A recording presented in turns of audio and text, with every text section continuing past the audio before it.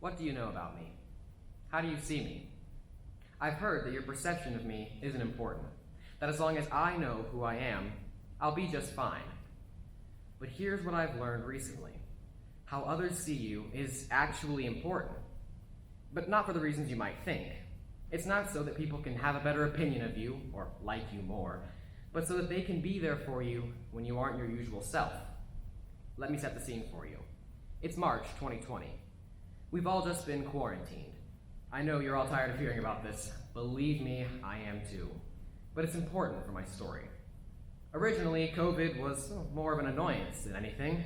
It was going to prevent me from seeing friends, rehearsing the necessary amount for a little shop of horrors, and really that was about it. And it was only 2 weeks, which at the time felt like an eternity. But it couldn't be that bad. Well, life was going very well as the 2-week mark, and thus the return to school approached. Until suddenly, it wasn't. It wasn't approaching, as it had been announced that school would not be back in session for the year. And also, it wasn't going very well. I wasn't doing very well. I didn't handle virtual school and being stuck at home indefinitely very well at all.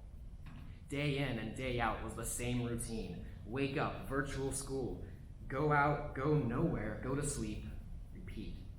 It was exhausting. I'm generally a very happy person, but good Lord, was that a test?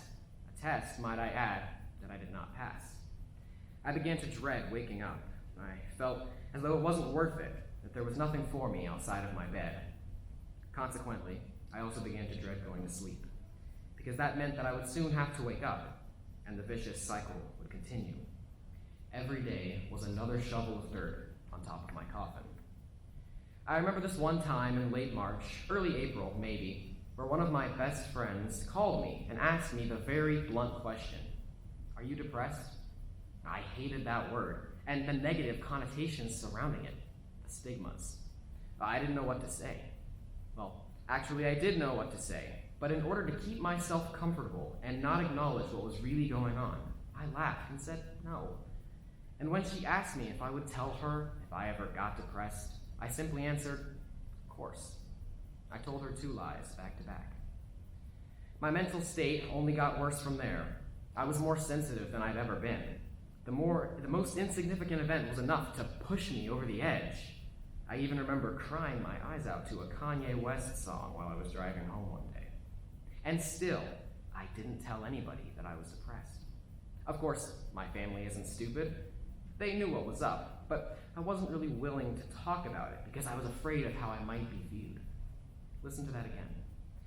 I wouldn't talk about it because I didn't want to be viewed negatively, as if depression is an issue to criticize one for having.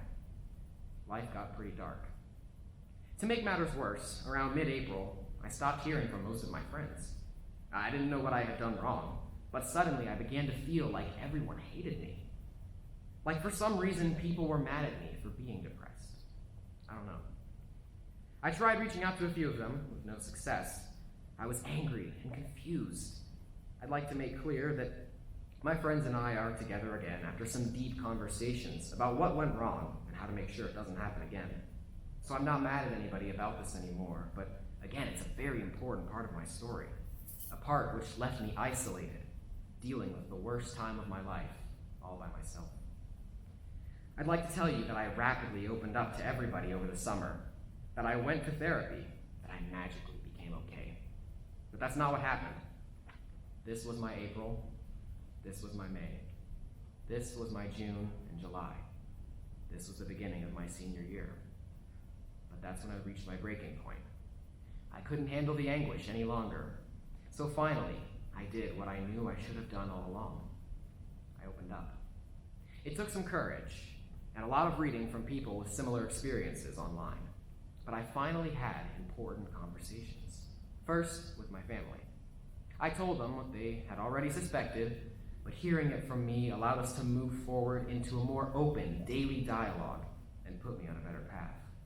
I finally reversed the lie that I had told my friend all those months ago, and she was more supportive than I could have imagined.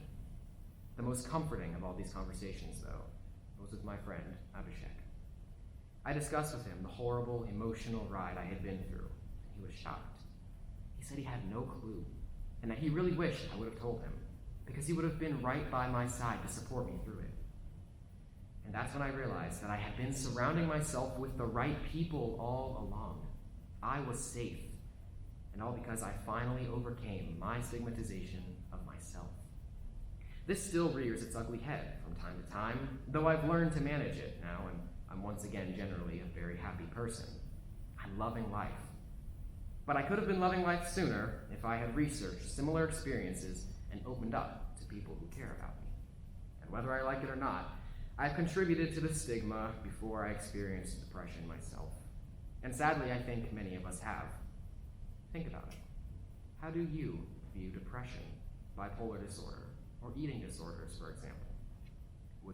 Would you tell anybody if you were experiencing these? How would you treat somebody who confided in you about it? Would you tell them that they don't know what they're talking about, that it's all in their head and they're doing just fine, that they're seeking attention? Or maybe you think it's all right for everybody else to struggle, but not for you. Maybe you feel like you have to stay strong, or that if hard times affect you, then you're weak. Guys, life is not simple. It's not one-dimensional. There are infinite layers to your daily life and to the lives of every person you see every day. And I believe it's time we start treating people like it. Your friend, parent, cashier, waiter, or random stranger has something going on that you don't know about. And you know what? It's time we start extending that same grace to ourselves. We're so hard on ourselves. And for what? It does no good. Change starts with us. When we open up about our problems, so will the people around us.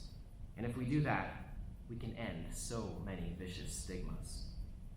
And if you don't feel like you can open up to the people around you, you're around the wrong people. If you're around somebody who makes you feel like your problems aren't real, they're not your friend. When you find people who know the happy you, the sad you, the angry you, and you're safe, then you're in good hands. And you can finally feel free to be every complicated aspect of yourself. Thank you.